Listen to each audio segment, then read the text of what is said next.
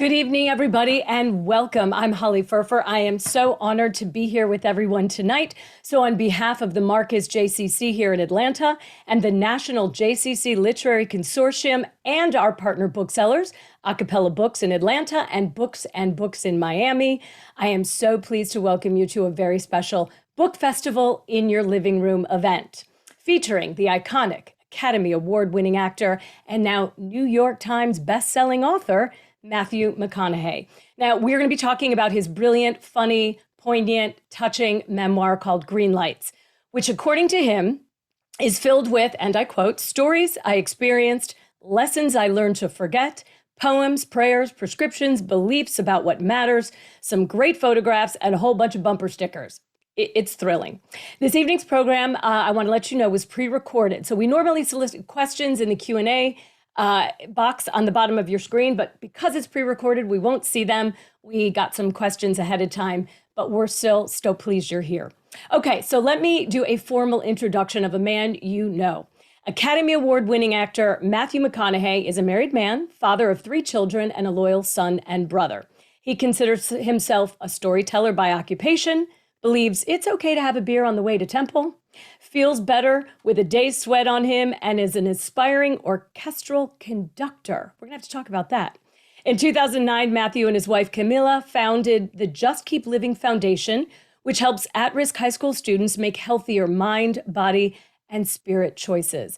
He is a brand ambassador for Lincoln Motor Company and owner of the Major League Soccer club, Austin FC, and co-creator of his favorite bourbon on the planet, according to him, Wild Turkey Long Branch. So I would like to welcome everybody and welcome Mr. Matthew McConaughey to our virtual Hello, stage. Holly.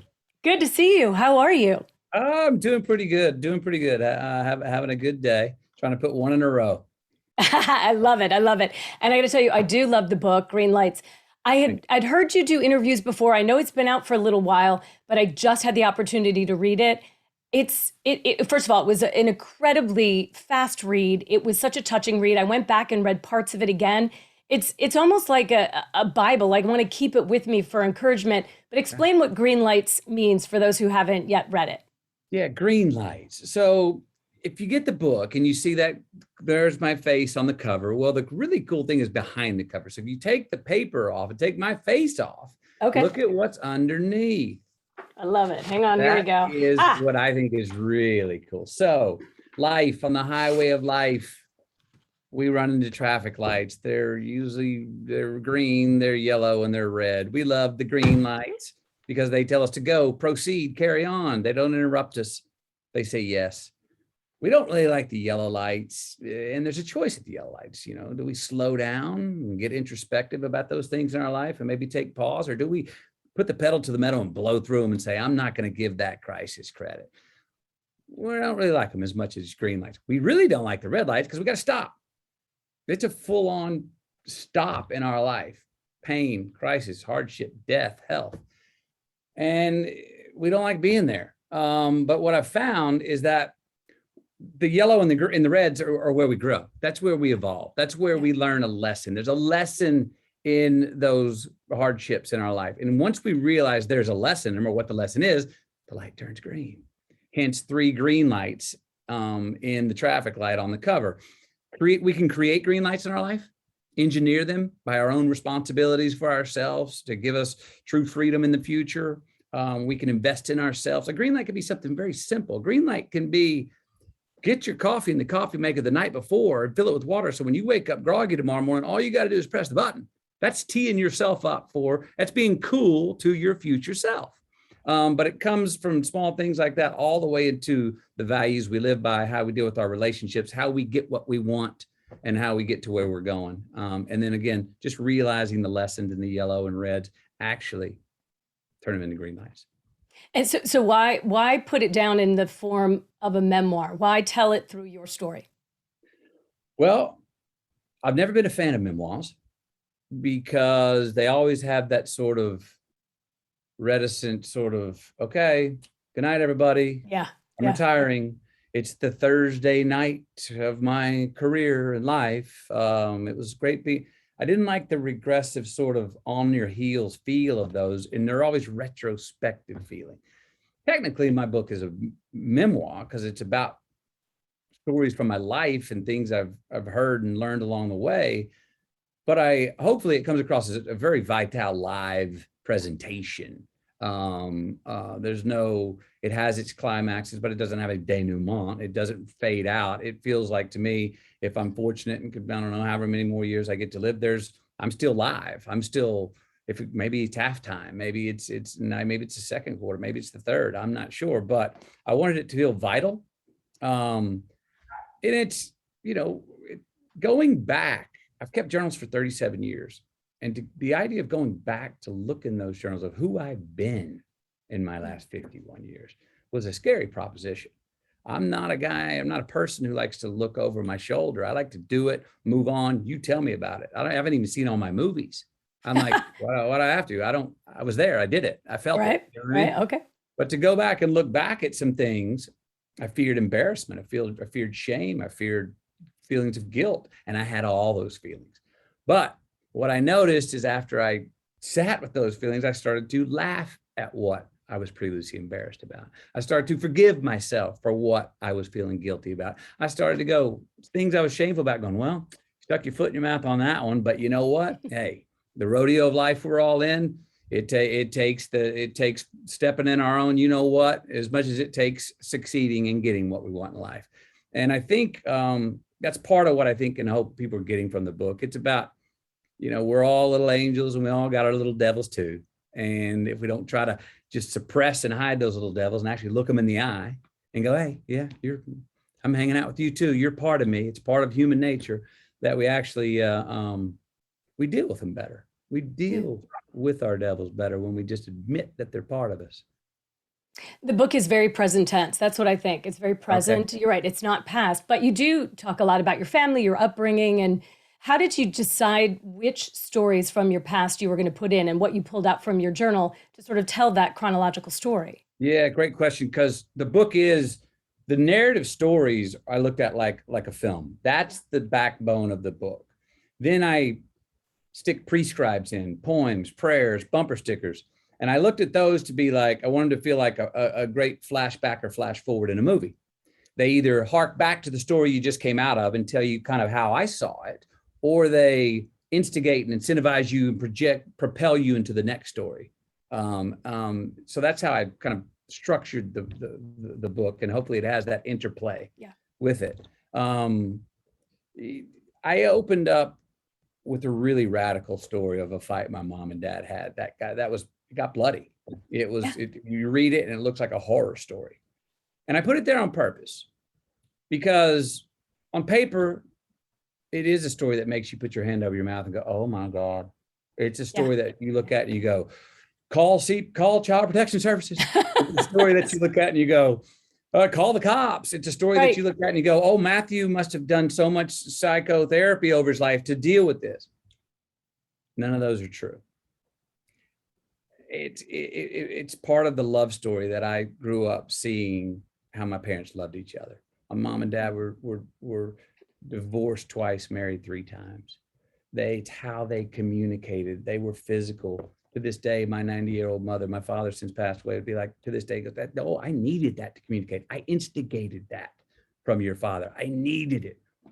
Well, that doesn't mean that you need it. Doesn't mean that I need that. But it's how they loved each other.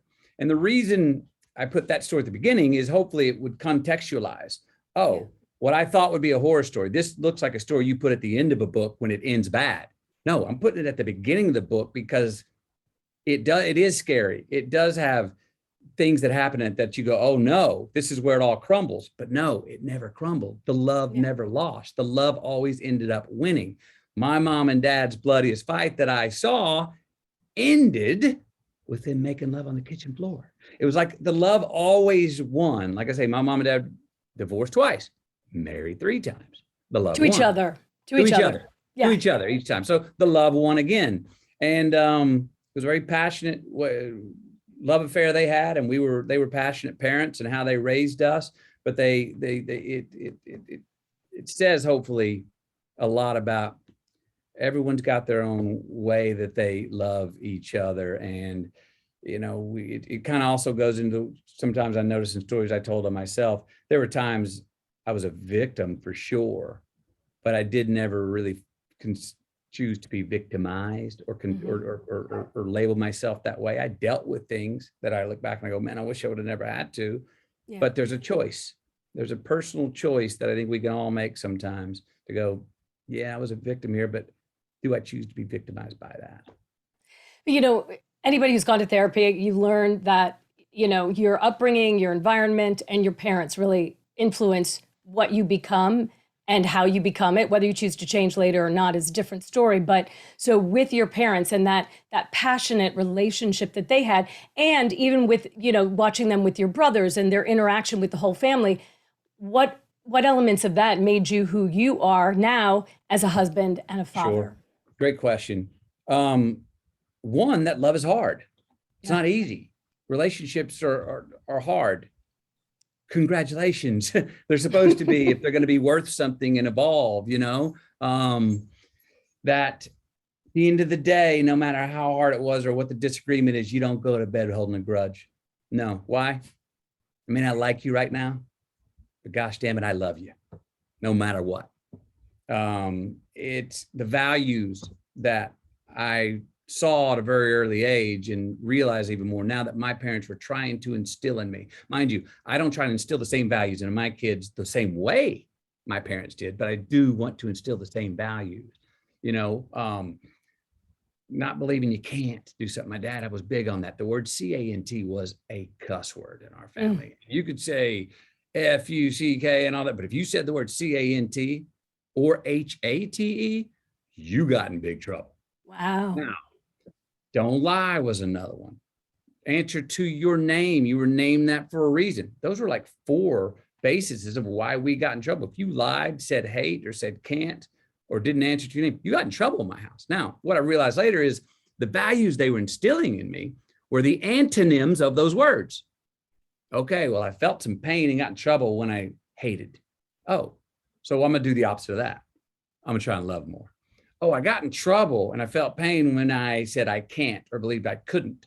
Oh, so I'm going to just say believe I'm having trouble, not I can't. I got in trouble when I lied. Oh, I'm going to try and tell the truth. Oh, I got in trouble when I answered to someone else's name. I'm going to answer to my name. So the antonyms were the values that my parents were really trying to instill in us that I still want to instill in my children as well. Just you talk about ways my parents did. You talk about, you had a great childhood. You had a really good childhood growing up. And then at some point you decided after high school, I'm going to go be an exchange student in Australia because you were trying to figure things out. And that part of the book, it's fascinating. It's funny. It's gut wrenching. It's just so heartwarming. And so it was such a great mix of so many emotions, but it really seems like that was a critical point in your life, that becoming who you became today. 100%. Talk about that, because I feel like if you didn't do Australia, you may be a different person. I don't think we'd be here right now if I didn't have the year in Australia. Yeah. I really don't. I mean, yeah, that year, I like to call it a black comedy. But it was all those other things. It was a drama. It was a love story. It was a year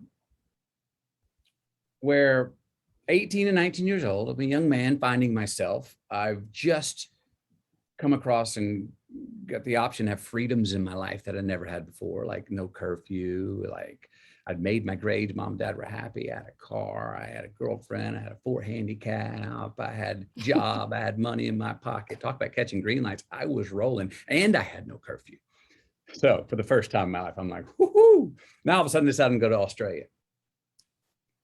I'm told through letters of the host family that we live there on the outskirts of Sydney there in a beautiful beach, mate. It's going to be great. I get these ideas in my head of beaches and Elle Macpherson and surfing. Well, that's not what it was. No. Outskirts of Sydney meant that I was actually about 3 hours inland in a very small town population, 305 on a farm. And I remember when we pulled in that driveway and I was still looking in the rearview mirror going, what happened to the beach and the outskirts? And we stopped and I went, and I heard the host father say, welcome to Australia, mate. And I was like, okay, here we go. I felt everything stop. That was a red light stop. Now, what do I lose there? I have no car. I have no driver's license. I got no girlfriend. Don't even have my golf clubs. I have no job, and I have a curfew. So all of a sudden I'm going, oh, geez, okay, how do I deal with this? Now, I had made a handshake pledge before I left to go that I would stay the entire year. Actually, the Rotary Club wanted me to sign a document saying I would not come home early, because they said, you need to sign this because young men and women go away and they get homesick, they want to come home. I said, I'm not signing that, but I'll shake your hand. Well, I wasn't going to go back on that shake. Mind you, after 6 months and I'm imploding and losing my grease and wondering who the hell I am, what's upside down and backwards, what's cultural differences. I don't know what I stand for. I don't know what I stand against.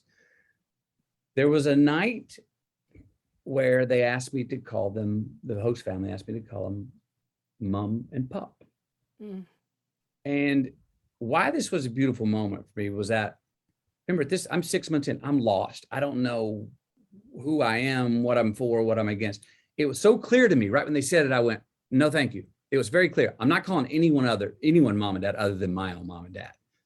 And I remember even very awkwardly contextualizing it to them. Yeah. I said, I have a mom and dad, and they're still alive. I remember back to that moment, was like, did you have to say, and they're still alive? Like, did that help your like some curse was coming down? Yeah. You know, but I said no, and it was non-negotiable to me. And it was the first non-negotiable thing that I had to decide on my own. Now, remember, I don't have mom and dad to ask, hey, does this make sense? I don't have my friends, my girlfriend. I don't have my big brothers to ask things in life. Is this kosher? Is this cool or not? I'm having to decide on my own. So I'm having a Socratic dialogue all this time over there, relying on my own self. And I'm lost until that moment. That moment was so clear to me. No, I'm making a stand here. I don't care if the world disagrees with me. This is non-negotiable. This is black and white. The clarity that I had for the first time in my 6 months over there was a major point of identification for me. I stood up for myself. I stood up for something that I said, I believe in this by hook or by crook. And it gave me a leg to stand on. The trip became a different trip from them, simply because I took a stand on something and, you know, made something non-negotiable.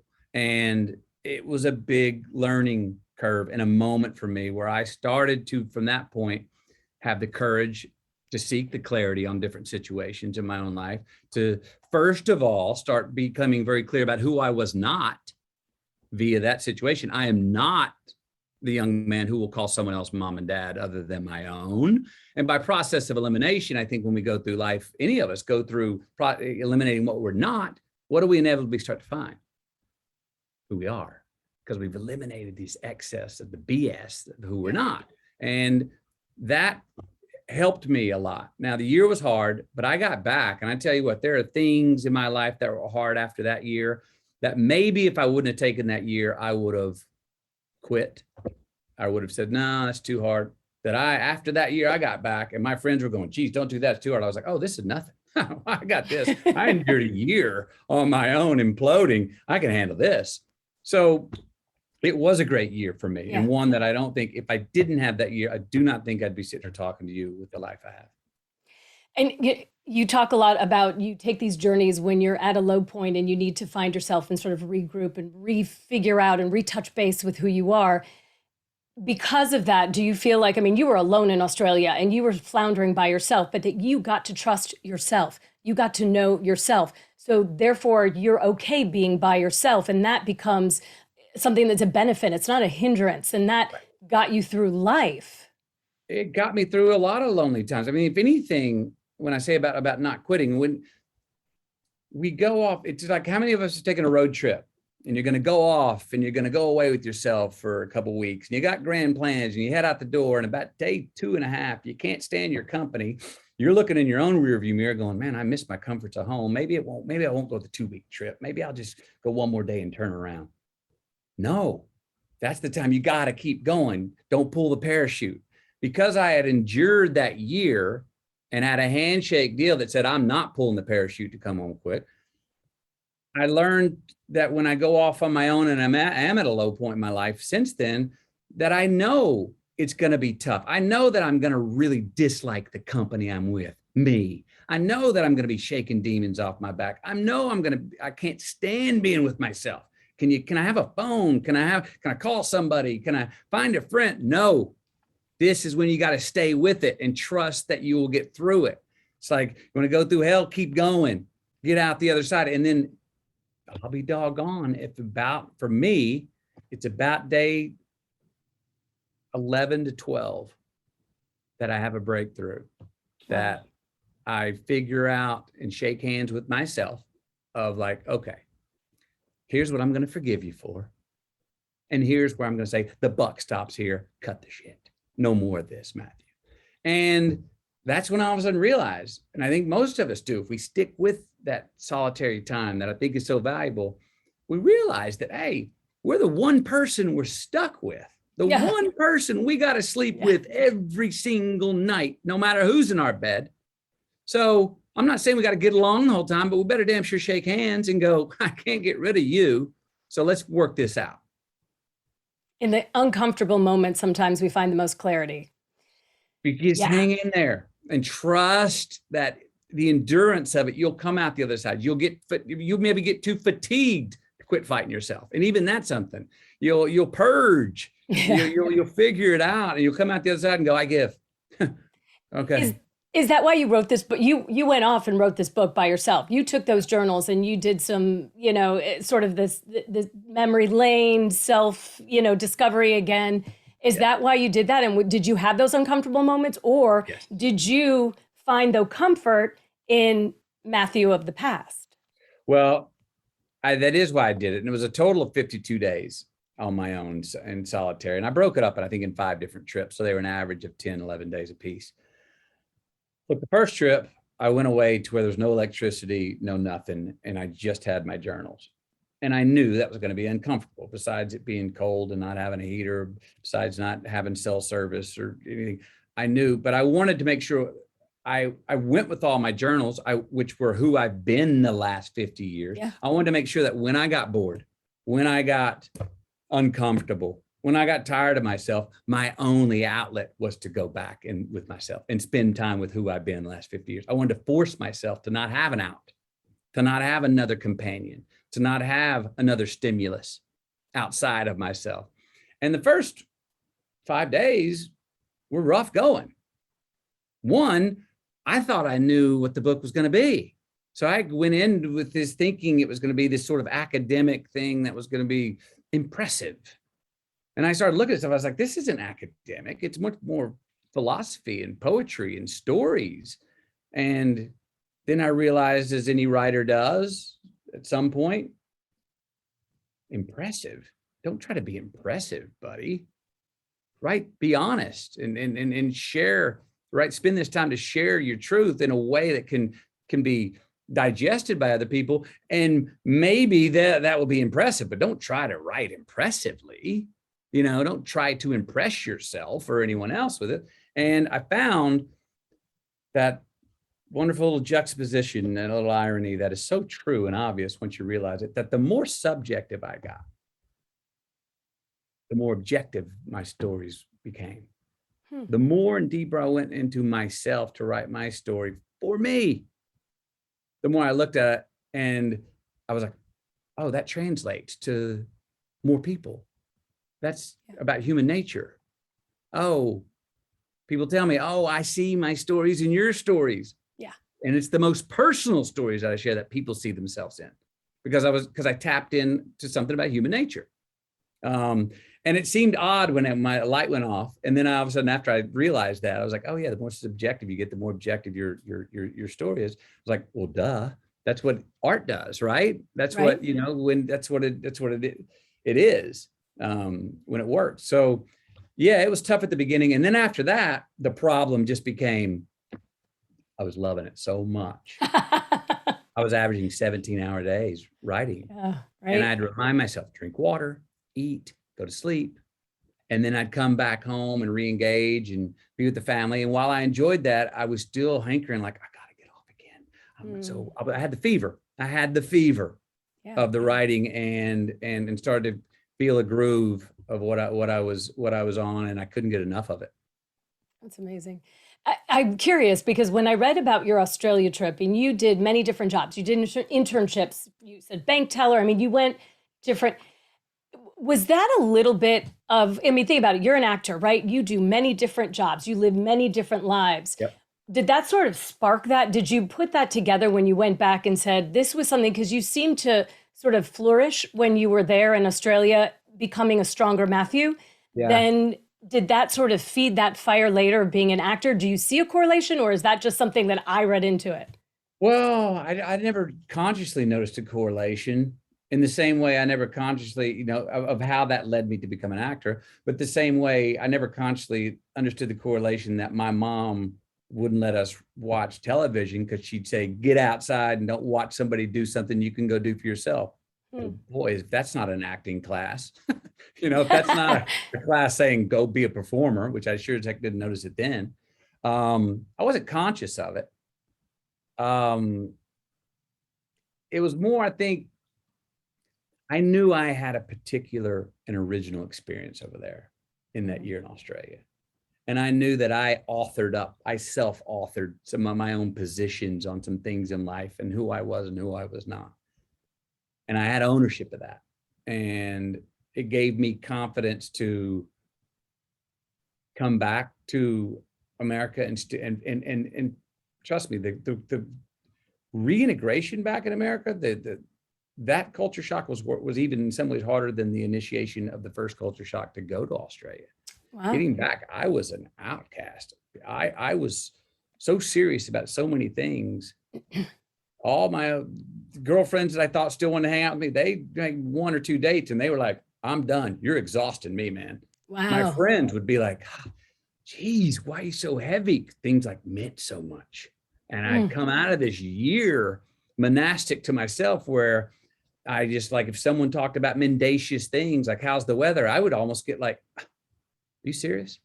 That's what you want to talk about? And I was almost arrogant, but it was having a sense of my identity. And I did allow myself to loosen up a little bit and become the fun, charming, hey, life affirming man that I've always been, essentially.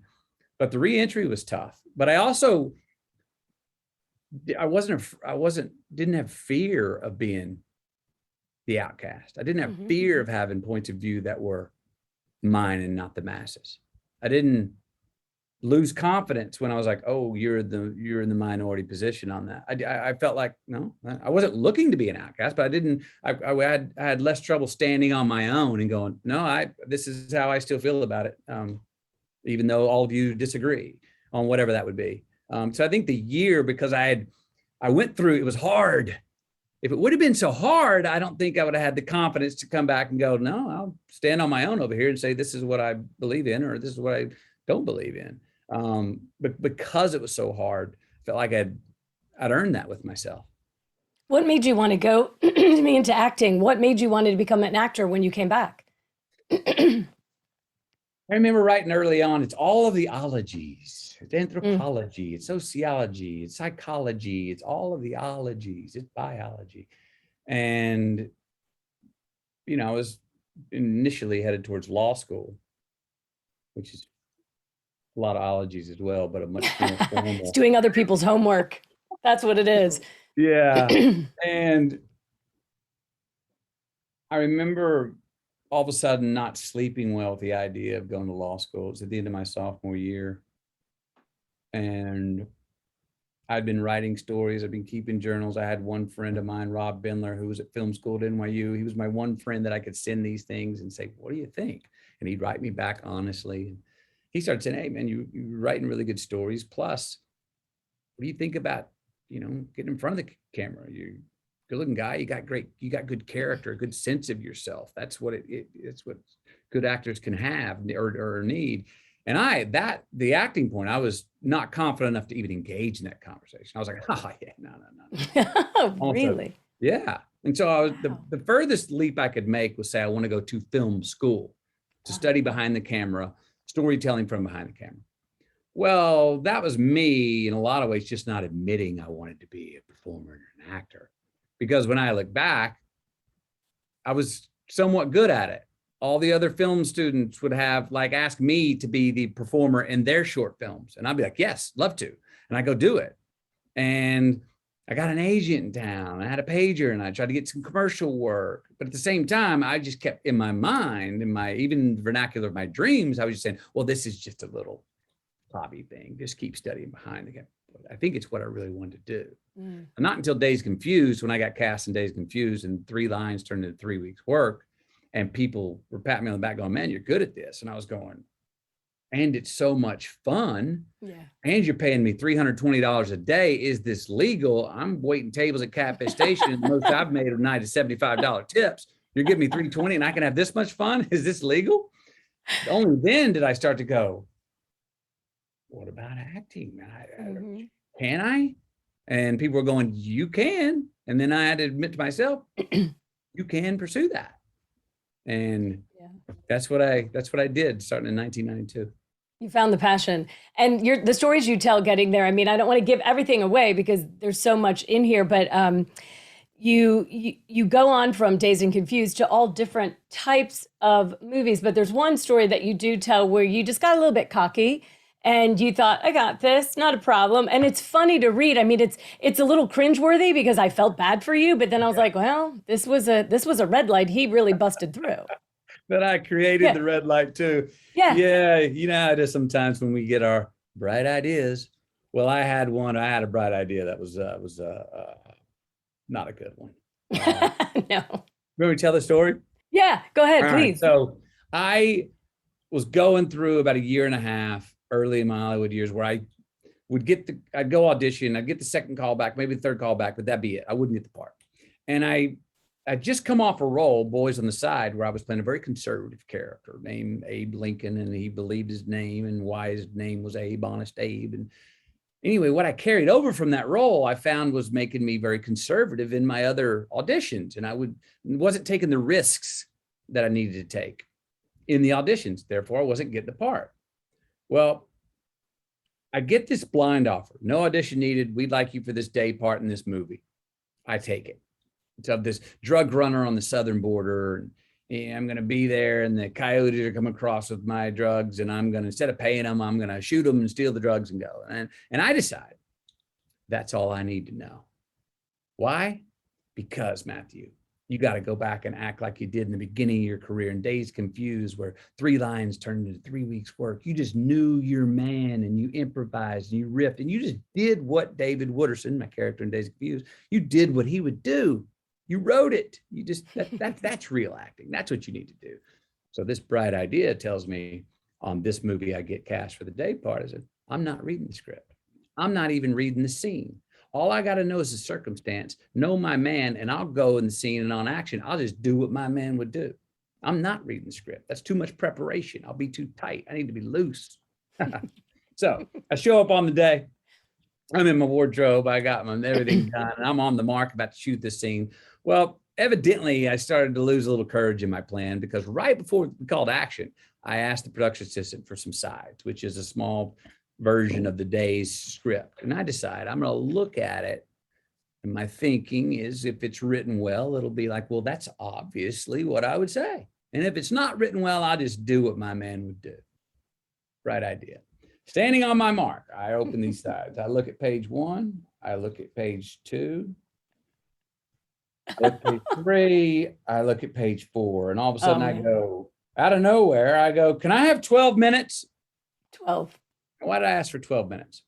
1, I thought that 12 minutes would be enough to not be inconsiderate to the crew. 2, I thought that 12 minutes would be enough to learn and memorize this 4-page monologue by my guy in Spanish. 12 minutes to learn a language. Because in my head, I remember going, don't get nervous. You got this. You took a semester of Spanish in sophomore year. You got this. You got, oh, gee. You're like, does he ask for the bathroom and a beer? Because I got it. That's what I Oh, cerveza, baño, oh my gosh. But you did it. You did it. You were able to get through it, though. I got through it.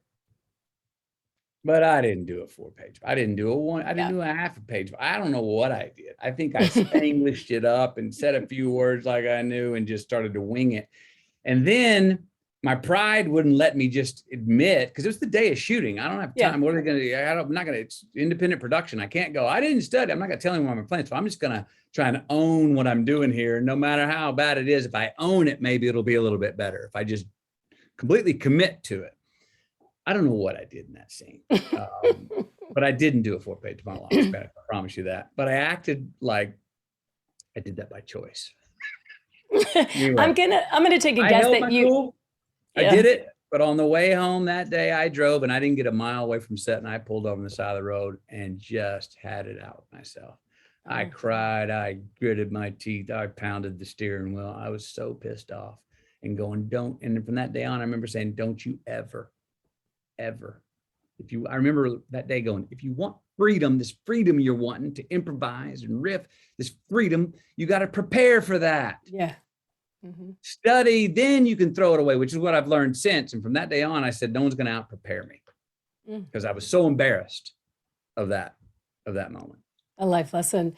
I'm going to assume that you haven't gone back to see that movie again either. Like you said, you haven't seen some of them, maybe not this one. I'm scared of it.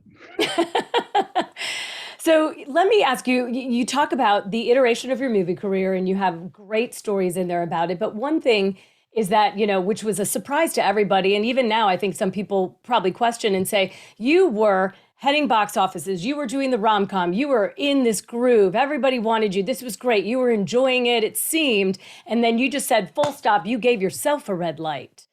You gave yourself a red light to give yourself a green light. Explain that. Well, yeah, I did initiate a red light in my life, and which I think sometimes we have to do those. Yeah. Sometimes we're catching green lights, but we got to look up and go, is this really the highway I want to be on?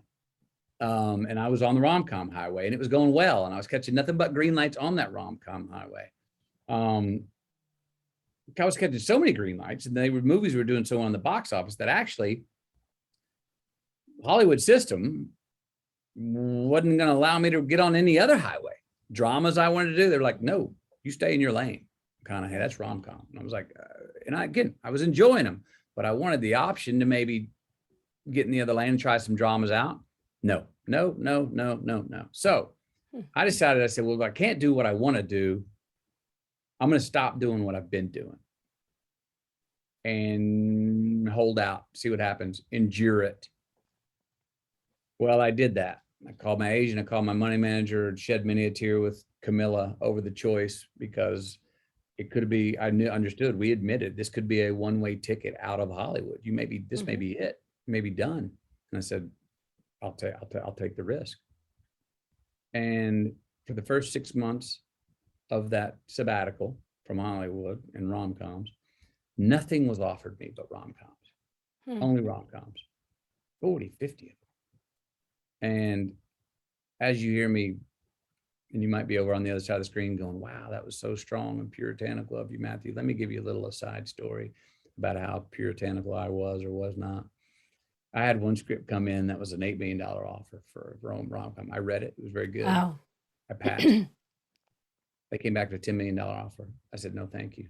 Wow. They came back at a $12 million offer. I said, no, thank you. They came back at a $14.5 million offer. Oh. I said, let me read it again. Yeah. I read it again. All and right. Guess what? It was the same words as the original offer, but it was a more well-written script. It was funnier. I had more angles. I thought about, well, maybe I could make this work. Anyway, I said no. Yeah. I passed. And when I passed on that, I think I sent a little bit of an invisible lightning rod of a message through Hollywood that they said, oh, McConaughey's not bluffing. He's really not bluffing. He's turned that script down. It was a good script. 14.5, he's not bluffing. So then nothing came in for another year. Nothing. Wow. I'm considering different vocations in life. I think I wrote my ticket out of Hollywood. That's it. I'm going to find something else to do with my life. And it's funny how life works. Coming on 22 months, almost 2 years, I get a phone call. Yeah. Lincoln Lawyer. Killer Joe, Bernie, Mud, Magic Mike, True Detective. Dallas Buyers, Wolf of Wall Street. Guess who had become a new novel good idea for these dramas? Yeah. Because where the hell is he? What's he been doing? He hasn't been in a rom-com in our theaters or our living rooms. We haven't seen him shirtless on the beach for 2 years. Where'd McConaughey go? And that's when I realized I unbranded and found some anonymity in what turned out to be 22 months. And when I unbranded and found the anonymity, all of a sudden, I became a new bright idea for the dramas I was wanting to do. And that's when they called and I started getting the offers and went on a run and did as many of them as that I loved. And it was exactly what I wanted. It was so satisfying. I remember it's like my fangs and my incisors grew and I was like, yes. And I dove into them and did them. But it wouldn't have happened unless I had unbranded. Yeah. For what turned out to be that 22 months. I was only able to rebrand from unbranding. Unbranding. You're so committed. You talk about Dallas Buyers Club, which was an absolutely brilliant performance, as everybody knows, with the Academy Award. But you really committed to that. I mean, you physically changed. And when you physically change, I have to imagine that it mentally and emotionally also changed you. You rewire, you rethink, you see the world in a different way. Yep. After that, how did that change you into future roles? Well, everyone, the narrative that people like to talk about that, and not just my role, it happens with other actors too. It's like, oh my gosh, the weight loss. Oh, what a commitment. The weight loss was easy. I mean, it was like, what was my choice? Go play Ron Woodruff, who has stage 4 HIV and look like I do now. You're out of the movie in the first scene. You're going, no, I don't believe it. It was my job. Again, not to be embarrassed. That was part of doing my job. So that was not a choice. I just clicked in and said, I have to be militant about this. And I gave myself 5 months to lose the weight. Now, what happens with a character like that mentally? I think, people like to say acting's about playing other parts. It's not really. I think it's actually quite the opposite. We all eat to have everybody else. We all have everybody else in the world in us, a part of us. You just have to use like an old equalizer, turn up some things of ourselves and turn down others. He was a very, he was a hustler. He was trying to survive. Talk about a J.K. Living character. Do anything you have to stay alive. He was a businessman. He was clinically smart. That's what I turned up in me. I turned down. It wasn't a Saturday afternoon character. It wasn't a laissez-faire. Hey, yeah, what? No, nothing. Not about being cool. Let's turn down that side of you, McConaughey, and turn up these other sides that I have in me, that every actor has in them. And look, fortunately, I have a family that knows that I when I go to work, I put the blinders on. I get obsessed. And I have a wife that tells me, don't look over your shoulder. I got it handled. Go, conquer, do it. Oh, yeah. That gave me great freedom and purpose and chutzpah, to go commit. And I come out of that. Was I harder to live with at that time? I don't know. I was more clinical. I was very specific about what you said and what I said. And that could be, sometimes my wife was one going, here's a glass of wine. Would you please drink it? Just, geez, oh man, can we sand off the edges a little bit? Right. But I will say an odd thing that happened with that. I don't know. That's as mentally clear as I've ever been. And it's no coincidence that the amount of weight I lost and power I lost physically sublimated to mental acuity. So I had no leverage from the neck down. I was as weak as I've ever been. But boy, from here up, I needed 3 hours less sleep a night. Wow. I'd wake up every morning, 4:00 a.m., no alarm clock needed. Bam. Had great capacity, mental capacity for memory and recall, as much as I've ever had. But coming out of that role, the dangers, it's actually more dangerous to gain weight back quickly than it is to lose a lot of weight. Yeah. So I had to take my time in gaining it back, and do that the right way. I also, I leave a role, I try to remember, what did I love about the mental acuity? What did I love about that? But also, hey, don't have to stay there. Let's ease up a little bit on yourself and the world around you. You Do know, you take a piece of your role with you? I mean, does something always live in you, or are you able to let it go? And how long does it take you to come out of something like that? Because you are all in. well, so at the end of every role, I come down with the flu and I sleep for a week because it's the first time I've let my immune system down. I sleep 14 hours for a few nights in a row. I walk around like a zombie for a while and go to the bathroom and forgot why I walked in there because I lost all my structure. I lost, it's gone for a while. But I've learned again to trust. Oh, I'm not losing my mind here. This is just the recoil from being so obsessed and in another person's and in that part of my own body and mind that now I'm releasing it. Of course, it's going to be a little awkward coming out. So I usually get the flu, come down, that's gone in a week. And then I start to kind of get a semblance of my structured life outside of the role, outside of the movies, back together again, can maybe think about reading something else a few weeks later, but not right then. I've still got more to, I'm only seeing anything through the lens of that character still. And I just slowly let it dissipate at a natural steam. It's why I've never been comfortable doing movies back to back to back. Yeah. That sharp transition into another character is really scary, and it's hard to do.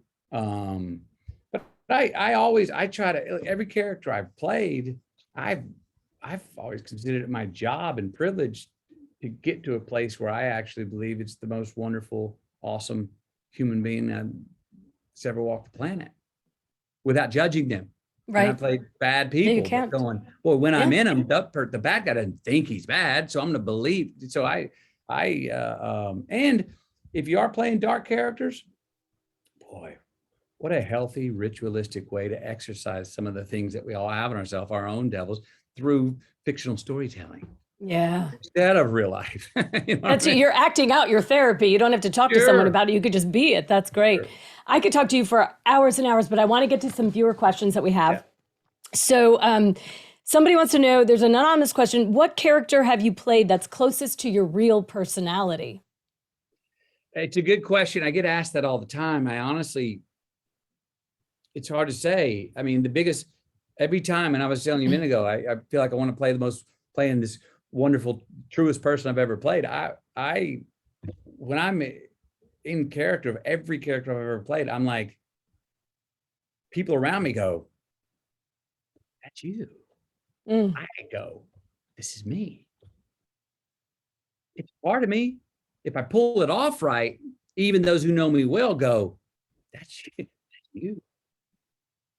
Now, that's the biggest compliment I think an actor can get. That doesn't happen to me with every role. Not everyone always goes, that's you. But at some point, I at least get to a point where I can believe, no, that's who I am. Because I can trust that when it's over, I am going to come out of it and be all of myself, which is a piece of all those characters. Yeah. So, Saturday night, you want to hang out with Wooderson, and you want to hang out with my man from Gold. They're yes to consumption people. They're fun, no rules, no responsibility. But then come Monday, I've got a lot of more of those characters that have more responsibility to them, and that side of me. So I'm a bit of all of them. I cannot commit to one to say it's the most me. Barney Morton asks, you've traveled the world and met so many people. Is there anything left on your bucket list? Oh, yeah. I hope that I can father my children in a way that one day, not now, probably not in the near future, but one day, all three of them would count me as one of their best friends. Yeah, love it. From Marcia Glickman, do you take investment advice from your brother Rooster? She apparently read the book. Yeah, look, Rooster's a great businessman. You read the book, and he's got that show, probably seen that West Texas Investors Club that he's on. Yep. He's got more common sense than anybody I know. And he's actually kind of a genius in that. Great. He's got some philosophies that are absolutely hilarious, but then when you unpack them, you're like, that's kind of smart. Yeah, I do. I mean, look, the main thing for my investments now, when I make investments, I want to do things that could make money. But especially at this point in my life, I want to invest things that sort of enrich my own character, my own values, that I go, well, actually, it's kind of a nonprofit idea for profit. It's kind of I believe in that company. I believe in that CEO. I believe in that product. I think that's be a valuable export for, so I try not to do anything that I go, this product sucks, or a product that I don't love already or choose. It's called integrity. Yeah, or at least doesn't siphon off my credibility, at least feeds my own character that I go, I see that. That's not work when I gotta go endorse that or whatever. And I don't look at it as an endorsement. Now, if I believe in it, the product or the investment, I want to talk about it. I want to share it. I want to, I'm not having to put on another hat to go, well, now go put on your salesman hat. No, I go, I can talk to you all day about why. That's the fun things I like to invest in. Authentic. So Wendy Alexander asked, do you have aspirations to perform on Broadway? Perform on Broadway. I have aspirations to perform. I have aspirations. Look, I've been working on one-man shows. I've seen like Spalding Gray had a great one-man show. Springsteen had a great one-man show. Been watching Bill Burr lately. He's yes. Chris Rock's Bring the Pain is one of my favorite. But I don't know what mine would be. I've also thought, I do a lot of speaking engagements.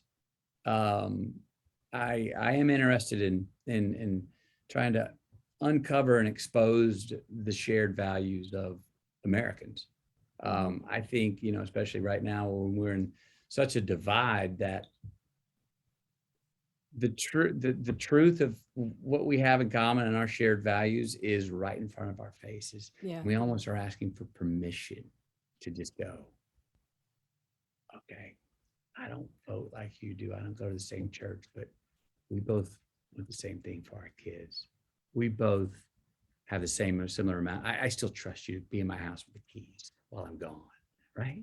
You trust me too. I have that expectation, and it's a reciprocity expectation that is much about more than politics or who you bend your knee to, and religion. So a shared value system. I think I'm really interested in continuing to write America's folk song. We need to remember some old lyrics, but we also are writing new lyrics to America's folk song.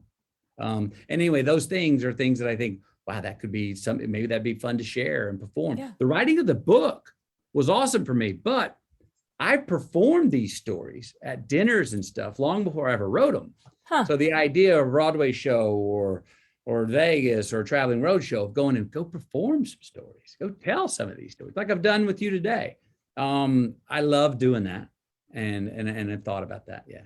And I think you could address, you can uncover that humanity as you're talking about, hey, it's okay to like somebody who doesn't think and see the world like you. I think you have a purpose doing that. And I would like to see that, please. Oh, thank you. It itches me. It itches me constantly. Donna Menken says, what motivating suggestions do you have to get someone who has never journaled or kept a diary to get the courage and enthusiasm to start? And at what age would you encourage young people to start journaling? Start ASAP. I got this journal coming out in early December. It's a companion piece to the book. And where the book was my story, journaling is where we write our own story. Anyone gets journaling, you write your story. We were talking about earlier. Who else is there better to get to know than yourself?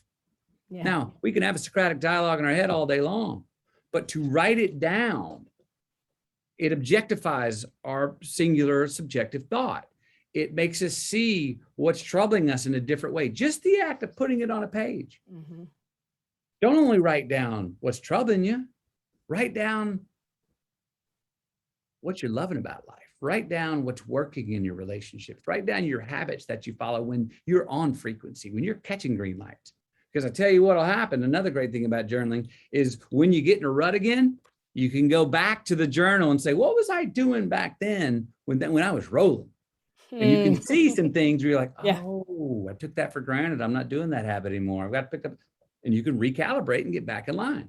I think as early as you can, I try to get my kids to write in theirs as much as possible, and let them know it's yours. It's yours and yours only. You want to share it, you can share it. You don't ever want to share it, don't ever share it. And trust me, Mom and I ain't ever looking at it. It's yours. It's for you to get to know yourself. And also, don't look at it as like homework. Get in this thing and doodle, scribble, whatever. Write a letter. Thoughts on paper. Something. Yeah. What made you laugh? What made you cry? All those things. And because here's the thing, we think when we're crossed, when we hear something, a truth or something that turns on, we always think, oh, that's so clear. I'll never forget that. Yes, we will. Mm-hmm. So write it down. You can then actually forget it because you got it written down, and you can go back to it, look at it, and go, oh yeah, I remember crossing that truth. I remember having that regret, and I wrote it down, and I remember how I felt about it. So it's a safety net at least. And it's really fun. And just jot something down a day, anything, take a picture, put a leaf, whatever you got, anything that inspires you, turns you on, makes you mad, sad, or crazy, put it in there. When does that come out? When can we get the journals? 7th. I believe it's December 7th. Okay, good. Just in time for the holidays. Look at that. Yeah. And I have, great gift. I have little, I just prompt the reader a little bit. Like I that love says, it. Tell a love story about your family. Whatever, it's your story. And we're all, start with who am I not? Process of elimination. So I give little surges prompts and little nudges along the way, but it's your story. I love that. Okay, and last question from our audience. George Isaac says, what's the one role you turned down that you now regret? Oh, I've been very fortunate in this, George. Oh, I don't know how I've gotten off without regrets of roles I've turned down. I will say this. There's a role I was offered in a movie, and I really, really liked the movie. And I don't know if I regret not doing it because I like what I did next anyway, but it was LA Confidential. Oh. Great movie. Yeah. I think it was the Guy Pearce role. I'm not sure. Maybe it was Russell Crowe. I'm not sure, but I was offered it and I turned it down, and I saw the movie and I was like, I would have loved being a part of that movie. Is there a role that you really want, that you want to do someday? Like we saw Daniel Day-Lewis do Abraham Lincoln. Is there somebody that you say, someday I want to grab onto that?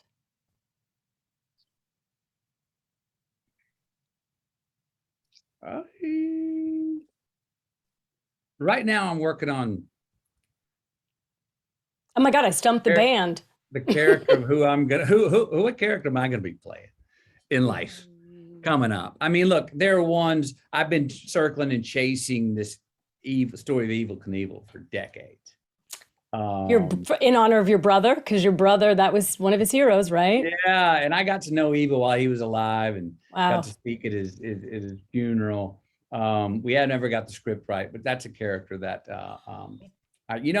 who else is I'm very impressed with and think of how important great police chiefs are. Bill Bratton, Art Acevedo.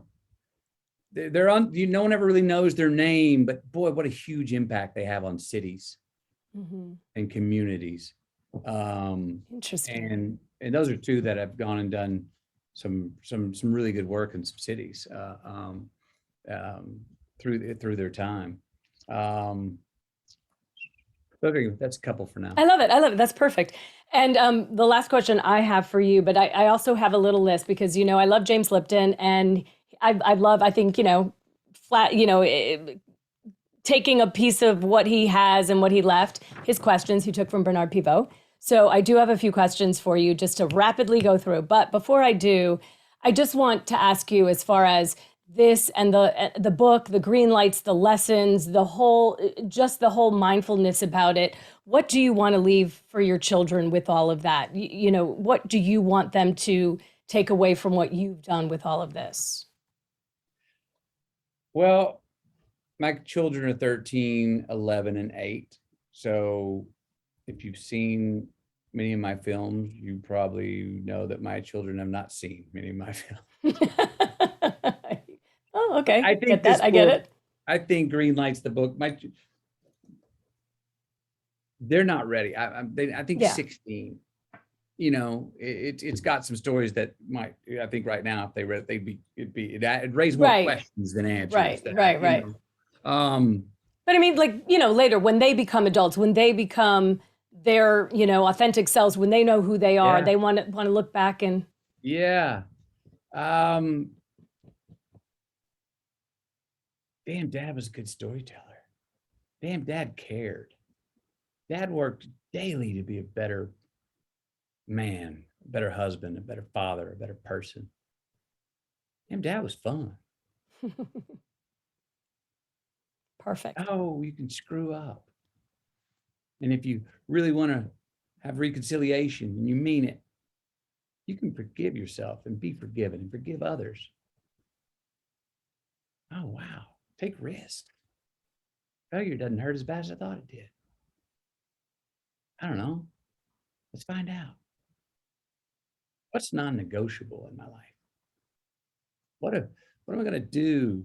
What are we going to do is going forward that a hook or by crook, this is going with me.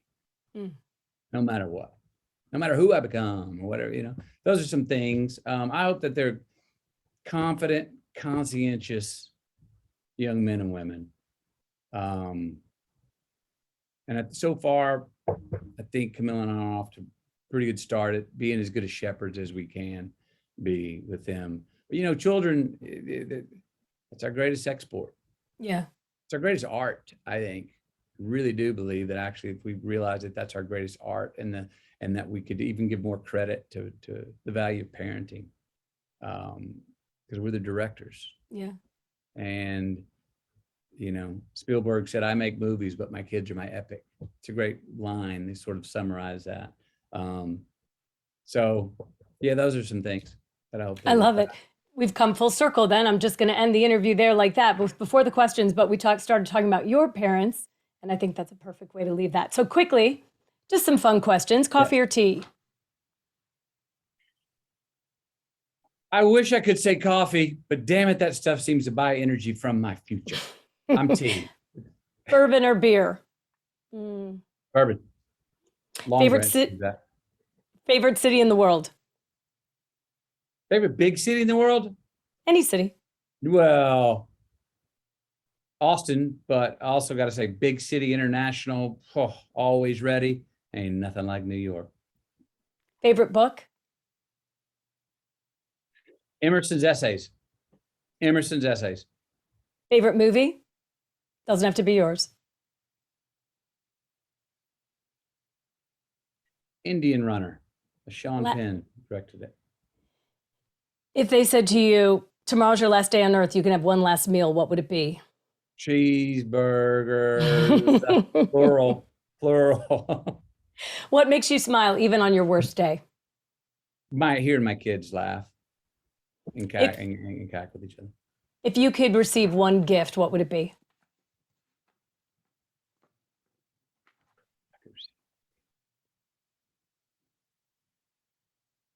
Oh my gosh, you stumped me. Oh. What do I want? What do I need? If I could receive one gift, what would it be? Like a present, you mean? However you want it. Gift. Well, the gift of healthy family. Okay, perfect. I love that. If you could have dinner with 3 people, living or dead, who would you want to put at the table around with you? Oh, how about I'd like to chow down with Jesus. I'd like to chow down with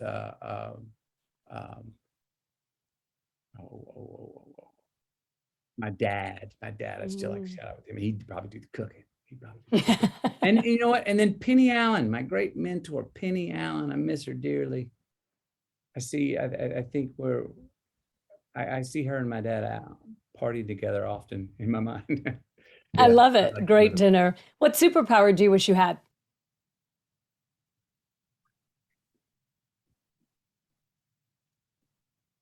I made these tough. I'm sorry. Wow, superpower.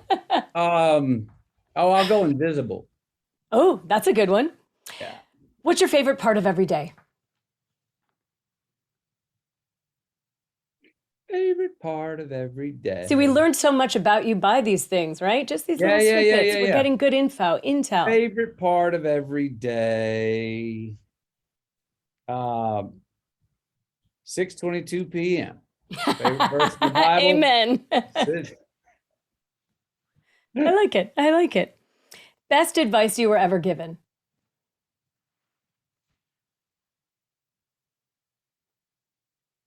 There's one thing you can depend on people being. It's people. Who told you that? That was from my roommate in college, Samuel Monroe Wills from Montgomery, Alabama. He went home for spring break and had a last conversation with his great grandfather. And he said, Oh, Papa, what's the best advice you give him? And he said, well, Mona, if there's one thing you can depend on people being is people. And that lends to why I bring up in the book, unbelievable being my favorite word. yes. Are you kidding me? What's unbelievable? People do unbelievable all the time. We do it so often, it should not be unbelievable. Believe Whether it. that's successes or failures.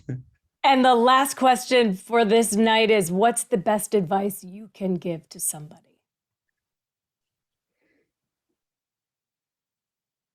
Get to know yourself.